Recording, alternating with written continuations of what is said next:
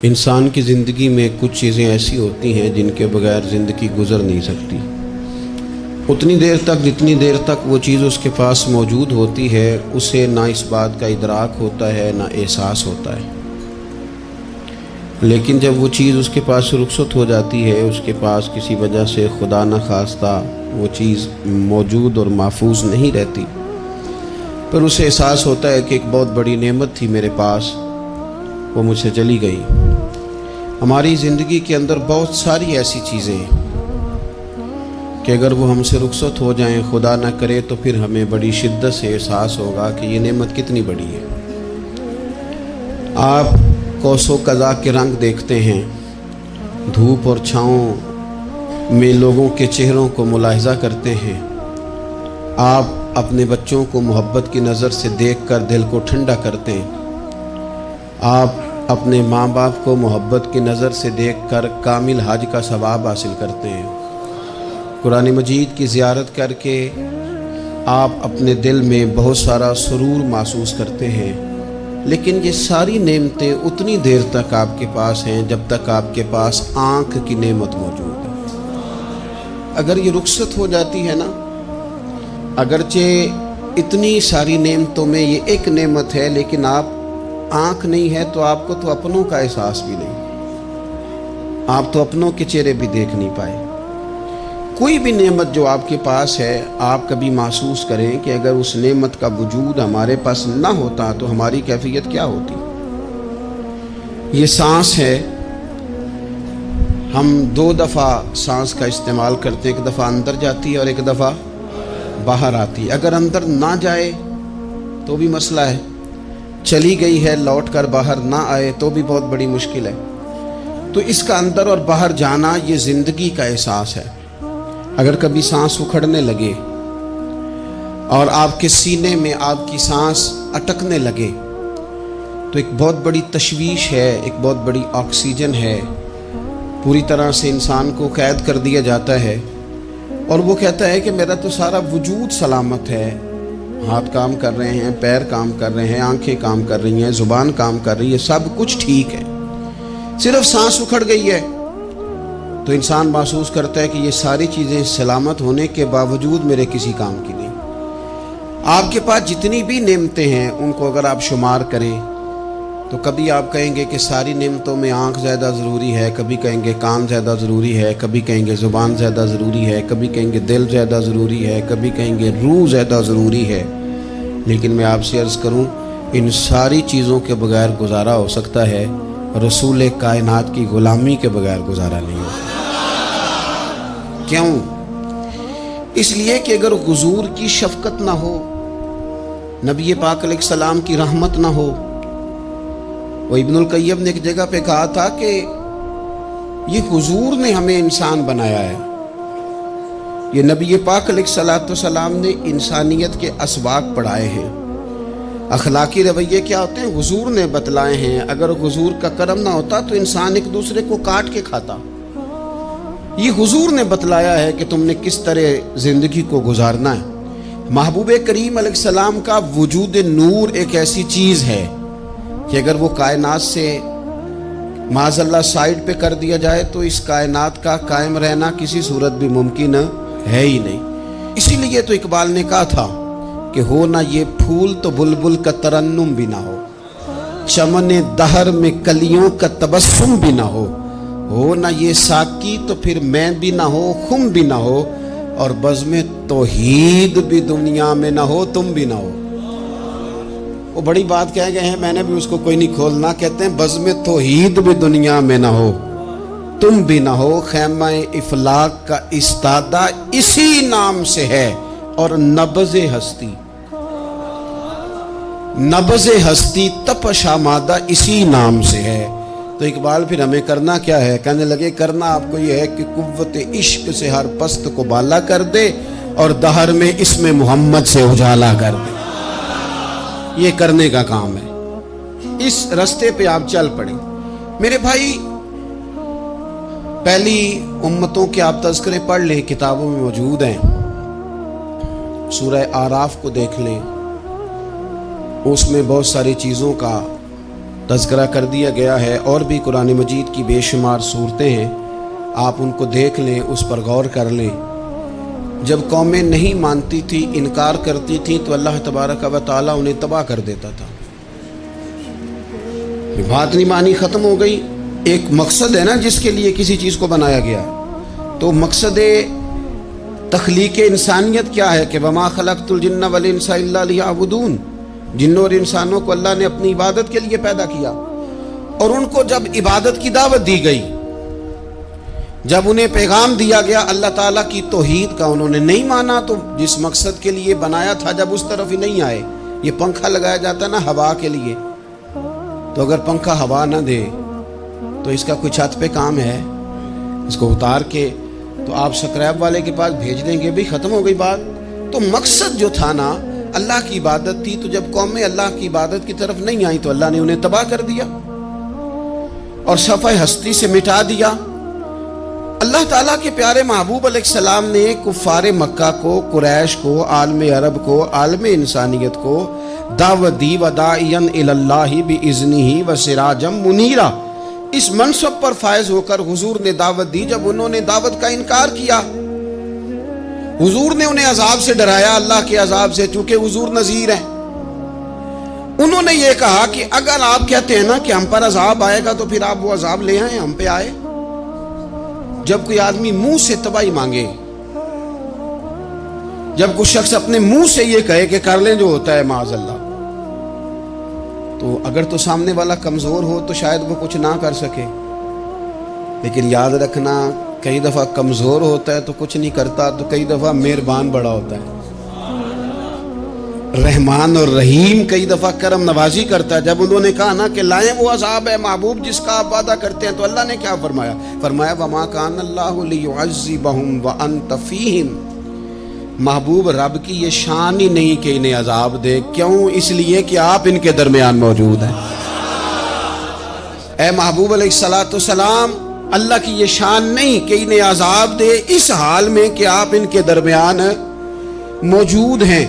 آپ میری بات کو سمجھیں گے، غور کریں گے کہ کافروں کے درمیان اگر حضور موجود ہوں تو عذاب نہیں آتا، تو قیامت میں جب حضور مومنوں کے بیچ موجود ہوں گے، مجھے کہہ لینے دو نا کہ اساں جہاں گناہیاں دا جدوں اعمال نامہ پھرول ہوئے، پھر ذرے ذرے نے سامنے آ جانا ہے، جو جو منہ تھی بولیا بول ہوئے، اساں بھی کول حضور دے بیٹھ رہنا ہے، لکھ عمل ترکڑی تول ہوئے، او دے کولوں بھی رب نے حساب لینا ہے جیڑا بیٹھا ہی محمد دے کول ہو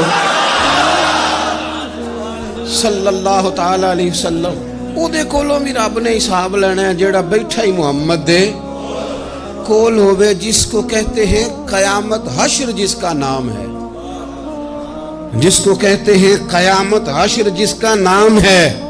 تیرے دیوانوں کے لیے وہ دن تو جشن عام ہے، زیارت ہوگی نا حضور کی، تیرے دیوانوں کے لیے وہ دن تو جشن۔ اور ایک شاعر نے اور بات کھول دی، کہنے لگا ہر نظر کانپ اٹھے گی محشر کے دن، خوف سے ہر کلیجہ دہل جائے گا۔ اچھا جی پھر کیا ہوگا؟ ہر نظر کانپ اٹھے گی محشر کے دن، آنکھیں پھڑ پھڑائیں گی، کانپیں گی اور کلیجے پھٹیں گے۔ منظر ہی ایسا ہوگا، انسان اپنے پسینے میں ڈبکیاں کھا رہا ہے، حساب کا وقت آ گیا ہے، اور سورج سوا نیزے پہ ہے، زمین دھڑک رہی ہے، تو کہنے لگے ہر نظر کانپ اٹھے گی محشر کے دن، خوف سے ہر کلیجہ دہل جائے گا، پھر اوڑھ کر کالی کملی وہ آ جائیں گے، پھر اوڑھ کر کالی کملی وہ آ جائیں گے، پھر اوڑھ کر کالی کملی وہ آ جائیں گے، ہر نظر کانپ اٹھے گی محشر کے دن، خوف سے ہر کلیجہ دہل جائے گا، پھر اوڑھ کر کالی کملی وہ آ جائیں گے، سارے محشر کا نقشہ بدل جائے گا۔ میرے عزیز، حضور کے بغیر گزارا، نبی کریم کے بغیر کوئی چارہ، ہمارا کوئی سہارا ہی نہیں حضور کے بغیر، ہم کدھر جائیں سوائے محبوب کے۔ اس لیے نا صحابہ اس بات پر مطلع ہو گئے تھے، وہ نا بڑی بڑی دھیمی دھیمی باتیں پوچھتے رہتے تھے، اطلاع مل گئی تھی نا کہ اصل کرنا کیا ہے۔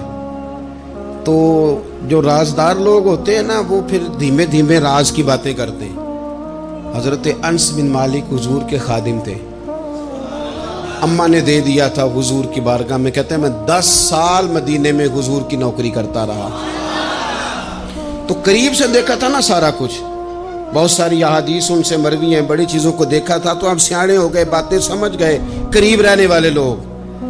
تو قربان پچھانن والے ہیں, تو گل جان گئے گل کھول دے نہیں. تو قریب پہنچ گئے تھے نا, تو سمجھ آ گئی تھی بات کی. تو ترمذی میں موجود ہے, ایک دن حضور سے پوچھتے ہیں یا رسول اللہ قیامت والے دن آپ کو کہاں تلاش کروں.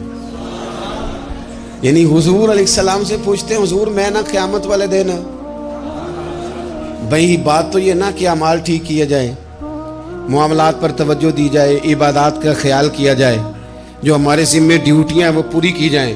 تو وہ کہتے ہیں حضور وہ قیامت والے دن کہاں تلاش کروں. تو حضور نے بھی نہیں فرمایا کہ تو اعمال ٹھیک کر, مجھے ڈھونڈنے کی کیا ضرورت ہے, کہاں ڈھونڈوں. تو حضور فرمانے لگے مسکرا کے فرمانے لگے, چونکہ قربان پچھانن والے ہیں تو اے گل جان گئے گل کھول دے نہیں.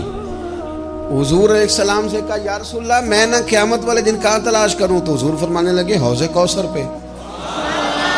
یا رسول اللہ وہاں کیا ہوگا. تو فرمایا امت پیاسی آئے گی تو میں جام بھر بھر کے پلاؤں گا, میں جام بھر بھر کے پلاؤں گا.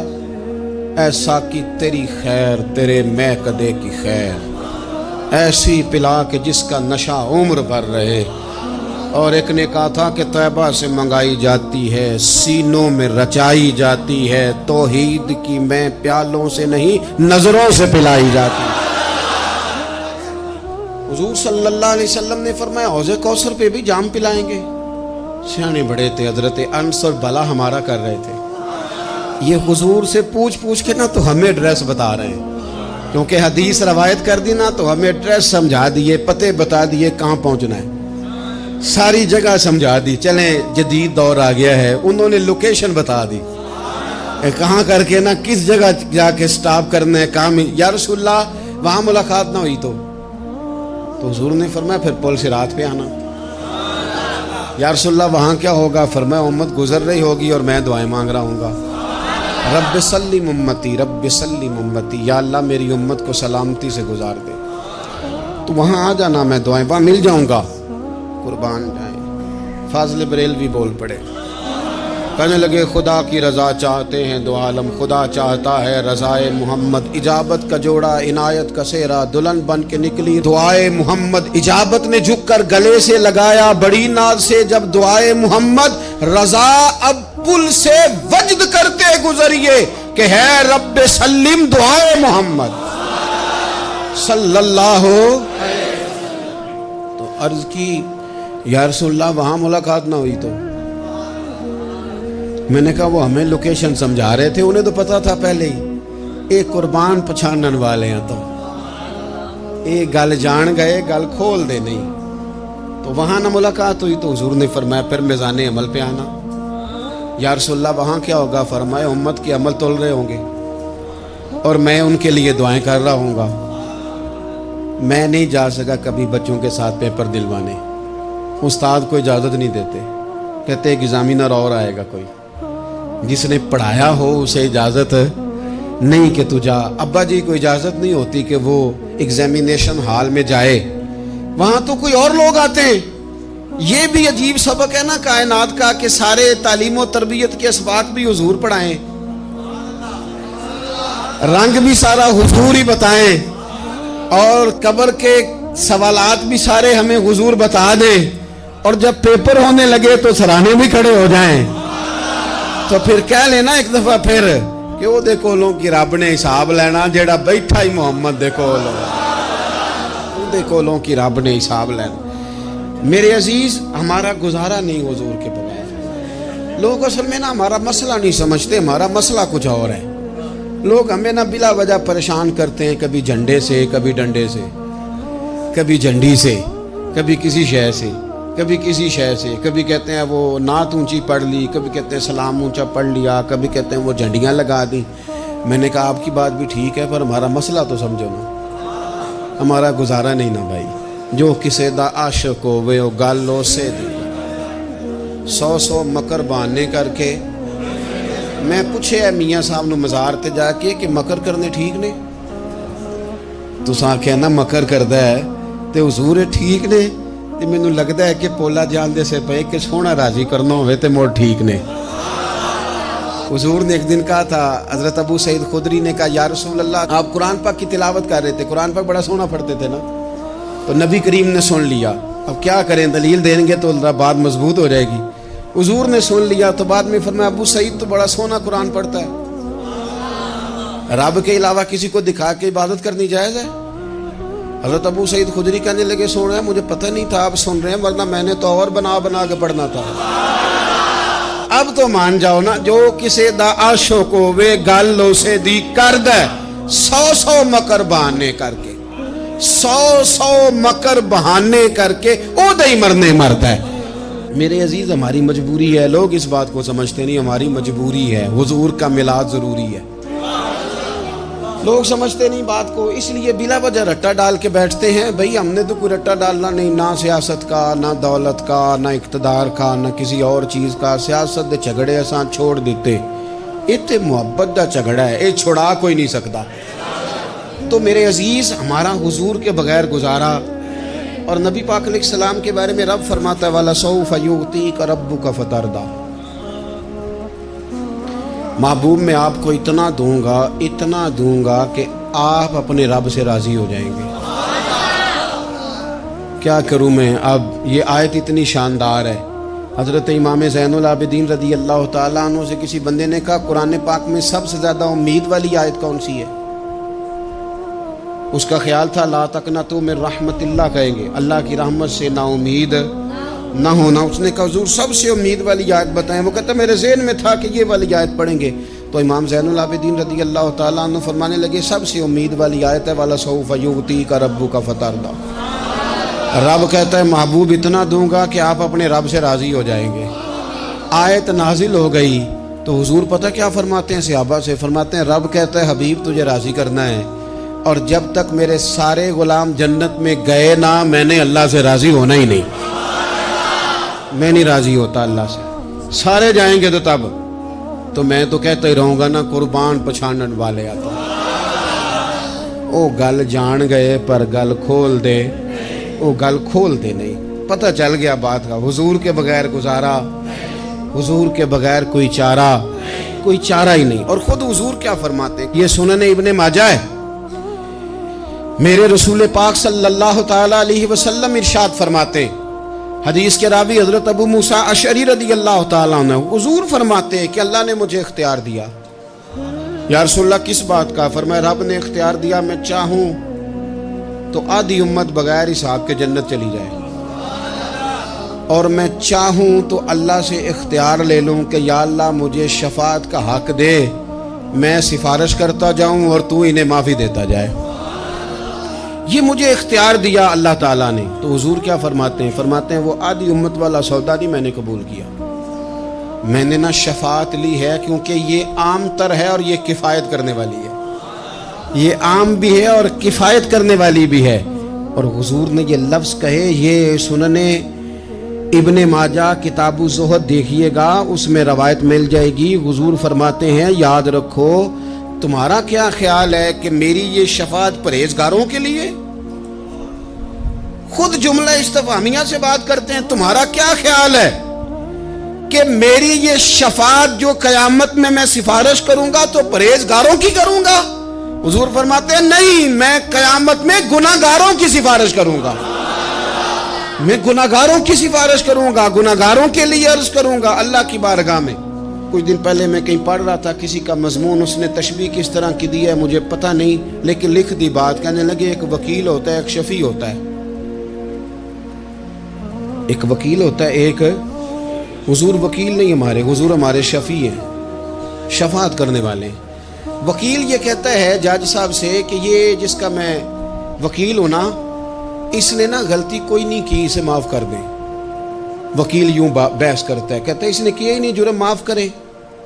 اور جو شفیع ہوتا ہے نا وہ کہتا ہے مالک اس نے سارے کیے، تو میرے آنے کی لاج رکھ اور اسے معاف کر دے۔ یہ وکیل اور شفیع کا یہ فرق ہوتا ہے کہ شفیع کہتا ہے سونے سارے کیے ہیں، بڑے بڑے پاپ کیے ہیں، پر میں جو آ گیا ہوں تو مہربانی کرنا معافی دے دے۔ میرے عزیز، حضور کے بغیر کہیں بھی گزارا نہیں ہے۔ ہم نے نا جب یہ بات سمجھ لی، اور پتہ ہے نبی کریم صلی اللہ علیہ وسلم نے آگے بڑھ کے خود بھی کئی مقامات پر اس بات کو کھول کر مختلف انداز میں بیان کیا۔ حضرت عبداللہ ابن عباس رضی